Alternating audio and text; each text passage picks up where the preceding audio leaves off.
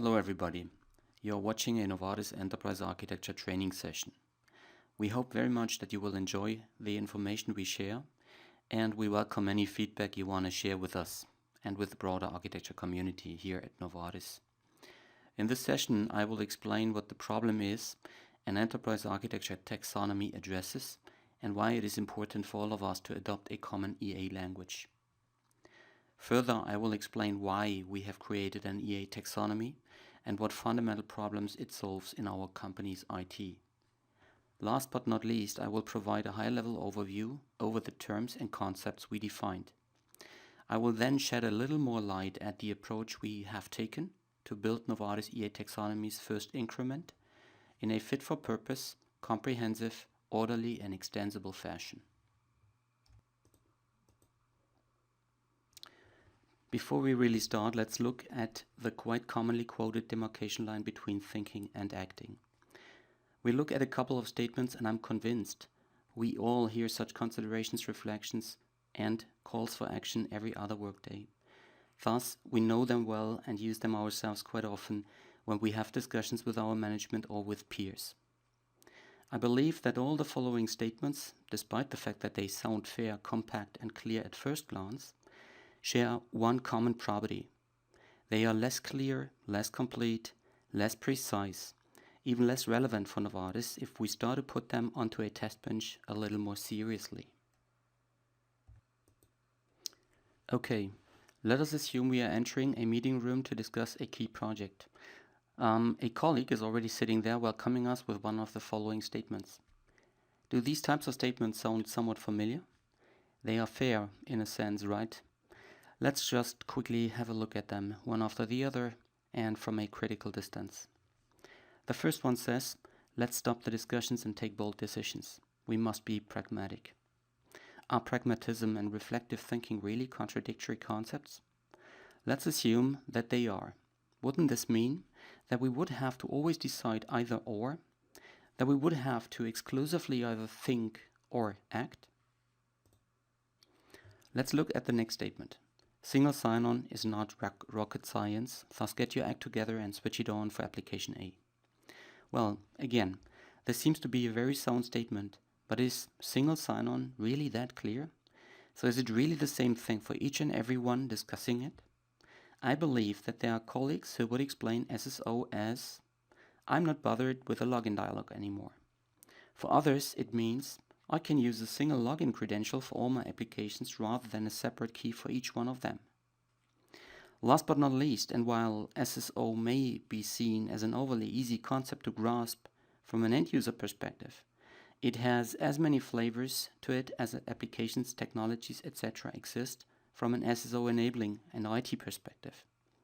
So while it certainly is not rocket science from an end-user point of view, it can be quite rocket science-ish from an IT point of view. Let's now look at this last statement. Security is crucial for this application. Therefore, all transmitted data must be encrypted in order to protect this app. Is transmitting encrypted data really securing an application in all relevant regards? Or does it still allow attacks that are now just funneled through an encrypted channel but may lead to data leakage nevertheless? Think of code injection attacks. They would travel very conveniently and SSL protected against introspection from the outside over a highly secured motorway, so to speak, but fully bypass the means that were brought into place in order to secure the applications end to end. I hope that you see and agree with me that a lot of what we hear and state each and every other workday is not as clear, precise, commonly understood and agreed as it sounds and looks at first glance, and that in many cases the consequences of this conceptualization gap are severe, costly, and effort intense, and may lead to an unnecessarily complex system landscape over time. So doesn't it make sense to be a little bit more precise sometimes with regards to the presumably obvious? We believe yes. This is why we have made an effort to stand up the EA taxonomy here at Novartis, thus to establish a common conceptual and terminological ground for the architecture community. If we take a step back and start from the top, we can say that a corporate IT function is primarily engaged with reflection on the strengths, needs, deficiencies, and constraints of its respective IT platforms. It's also engaged with taking decisions on where and how their IT platforms need to evolve, as well as with conducting concrete steps to realize those decisions taken. All this requires an IT function to understand and reflect, explain and convince, compromise and agree. And this in turn is 100% based on something we can refer to as communication, be it one with itself or one with another. Well, finally we can say that the fundamental vehicle of communication is language. This may be a human language, a modeling language, or a domain-specific language which copes with the needs to communicate between experts such as physicians. It may be an RFP-oriented language and protocol, or simply the set of phrases, convictions, beliefs, traditions and conditionings that conjointly constitute a corporation's or society's culture. The notion of language includes this language's semantics and meaning, which are the fundamental underpinnings of any form of communication, as well as its profoundness, solidity, and its level of being shared and used in a non-ambiguous manner, which finally determines its fitness for purpose and the adequacy of the expressive potential it spans. Ultimately, everything that can be achieved based upon it. When we look at this for a second and reverse engineer the concept of language all the way up into what a corporate IT function's ultimate contributions are, then we can see that getting this language wrong ripples up into what a corporate IT function is mainly engaged with. This means not more, nor does it mean less, than wrong language can cause severe damage in our day-to-day life, where severe damage includes that needs and constraints are wrongly and mistakenly spotted, that wrong decisions are taken regarding our IT platform's further evolution, that inadequate steps are taken in order to move our IT platforms to their next stage. So in view of this, Novartis EA Taxonomy is aimed to establish the fundamentals of our communication to further improve our conscious reflection on needs, our ability of taking the right decisions, as well as our taking appropriate steps towards Novartis IT platform's next stage. Let us now look at communication in more detail and explore two flavors of misunderstanding as well as problematic consequences of mistakenly agreeing and mistakenly disagreeing. Before we actually do this, let's look at an example. Let's assume that Colin meets Linda and that he starts talking about Rita, who he met yesterday. In their conversation, Colin says to Linda, referring to Rita, "When I met her yesterday, I saw her duck." Ambiguity in our language, be this in statements like Colin's or in those concepts that are caught by one single term, as for example love, dignity, freedom, etc. So ambiguity in our language is omnipresent and opens up room for interpretation. In this example, Colin could have meant that 1. Rita ducked down when he saw her, or that he saw the duck of Rita, thus the duck that Rita owns. Ambiguity is manifold and does obviously not only concern a statement's sender, but also the statement's receiver, who in this case is Linda. So very similar to Colin, Linda could have heard Colin's messages as either 1. Rita ducked down when Colin saw her, or 2. That Colin saw the duck that Rita owns. Based on this configuration, we harvest two matches as well as two mismatches of Colin's and Linda's understanding, which could both possibly occur. Shared norms, values, traditions, and experience, of course, help to keep the probability for misinterpretation at a significantly lower level than the chances for Colin and Linda to interpret Colin's statement in exactly the same way. However, there is no guarantee in the sentence that Colin spoke to be read, heard, and taken in only one single way. Thus, chances for misunderstanding are certainly not zero either.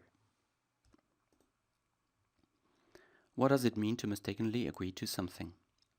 Let's assume Colin makes a statement that allows for agreement, disagreement as such. For example, a soccer field has the shape of a square. Let's simplify this a little by using the letter A to represent Colin's statement. So Colin says A, and Linda confirms A.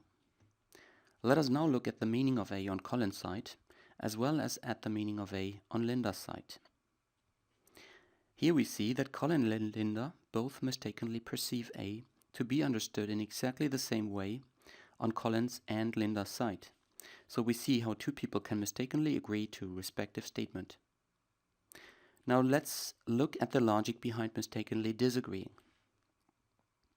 Again, we assume that Colin starts off a conversation saying A to Linda. This time, however, Linda disagrees and counter-proposes B as the right concept here. When we look at how Colin means A and then look at what B means to Linda, we realize that different statements, single terms, phrases, whatever, were used by Colin and Linda to point at the same concept in fact.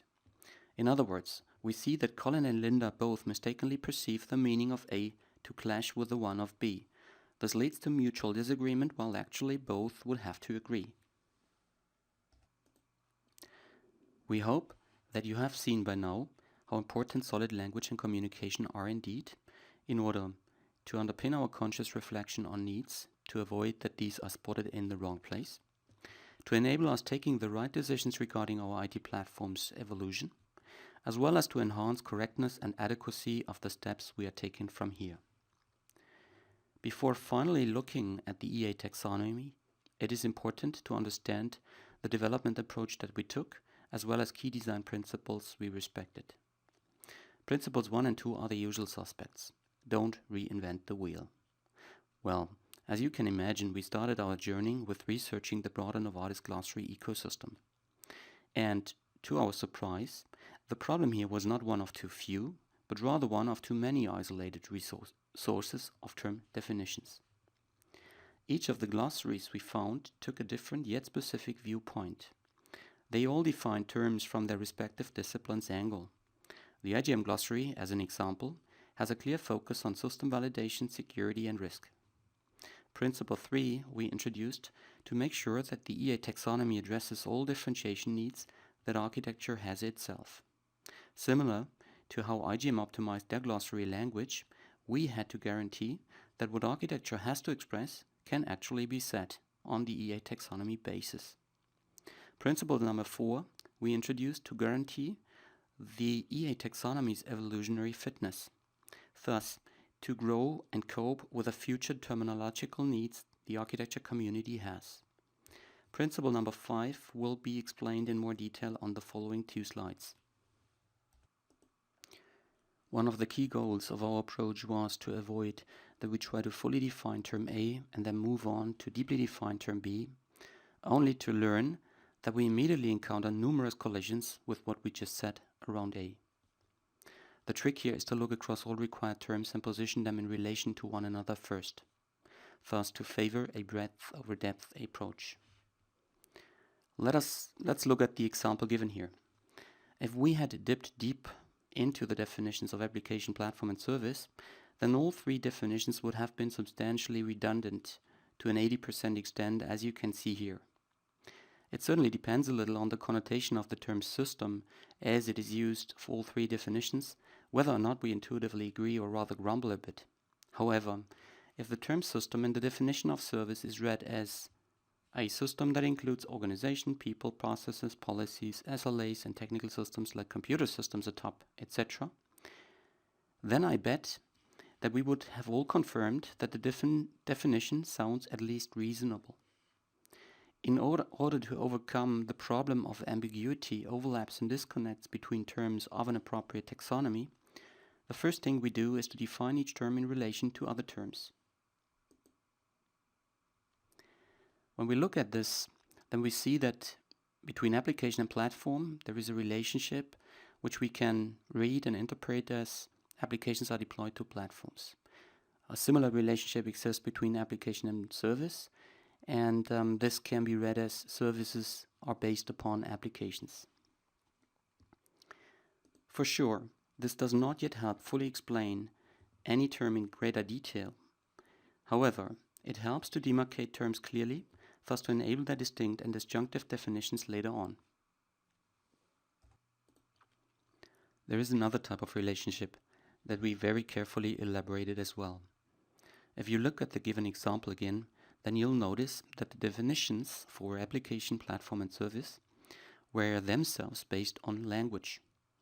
While most of this language can be assumed to be sufficiently clear, known and understood to an English-speaking community, there were a few terms among them which definitely require further clarification.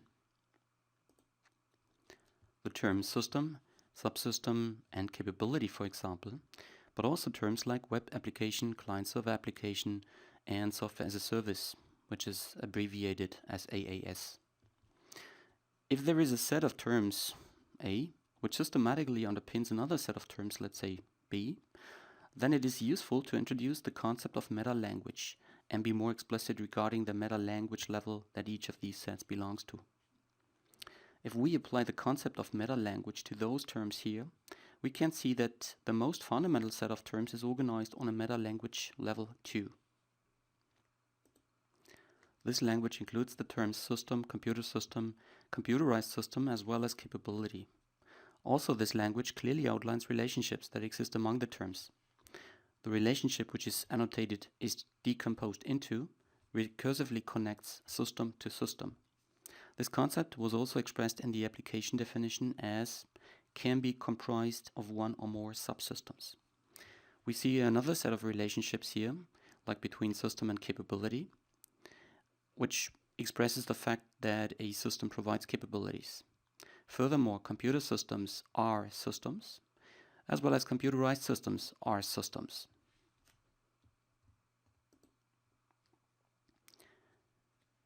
So you see that the meta-language level 2 establishes the basis that the next language level can be stacked upon. Even this, presumably final language level, becomes a meta-language again, due to the fact that the following terms are all fundamentally based on the same common definition of application. So as you can see here, we have a level 0 consisting of web application, client-server application, and software as a service, SaaS, that abbreviation, which all go back to the fundamental term application on the level 1 language underneath. I hope that you saw that the principle to favor relative over unrelated terms is a cornerstone pillar to the way we designed the Novartis EA taxonomy. Now that we have introduced the concept of meta-languages, this green copy provides an overview of crucial terms that we have defined or that we will define in the near future. Key focus was on relative definitions as mentioned already. So, for example, we have elaborated definitions for computer system, computerized system, but also for terms like architecture or architecture pattern. This slide corresponds to meta-language level 1, so it is fully based on terminology that we defined on the previous slide. As an example, you can see that application is a computer system, which is highlighted by the stereotype indicator in the application box. Likewise, technology qualifies as a computer system, whereas service is stereotyped computerized system. So this means that in all prose definitions of terms outlined here, you'll find a lot of is-a statements, which relate to terms on the previous slide, like for example system or subsystem. As you can easily see, this helps the non-redundant, rather complementary definition of a whole system of terms in the EA taxonomy context. We very much encourage you to dig deeper into the EA taxonomy and its respective terms definitions. Please go to the Novartis Architecture Community website, where we have very prominently placed a link to all EA taxonomy terms definitions. We have created and will continue to maintain EA taxonomy terms inside Novapedia, the Novartis equivalent to the well-known Wikipedia universe. So you are able to familiarize yourself now with the EA taxonomy. Furthermore, and as a NovaWiki author, you can help evolve the EA taxonomy's definitions, as well as you can suggest additional terms that you consider crucial from the architecture community point of view. We will base all further enterprise and solution architecture related methodology, tools, and processes on the understanding of terms as per the EA taxonomy. So it's a really useful investment for you to visit this website. So on the Novartis Architecture Community site, you would go and click the link Taxonomy. And on this page, you can orientate yourself a little bit. There are a few links to term definitions that we have directly placed on this page.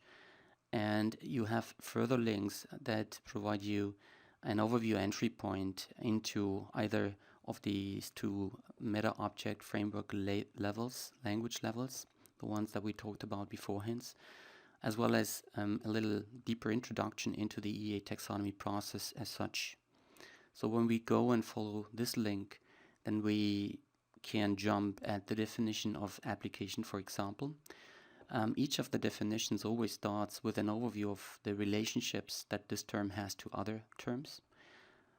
We have a section which is more considered to be a somewhat formal definition of that term. We furthermore have a chapter that explains differentiations that are crucial for this term to be understood in contrast to other terms. For some terms, not all of the terms, but for most of them, we also visualized the concept that this term stands for.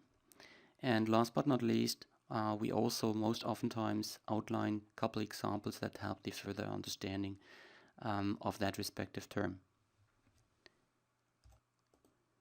I hope you enjoyed this session and that I was able to stimulate your curiosity. If during this session any questions came up, you can always reach out and contact the Novartis Architecture Board or me personally for a discussion from one architect to another. Please ping me anytime at ingo.arnold@novartis.com.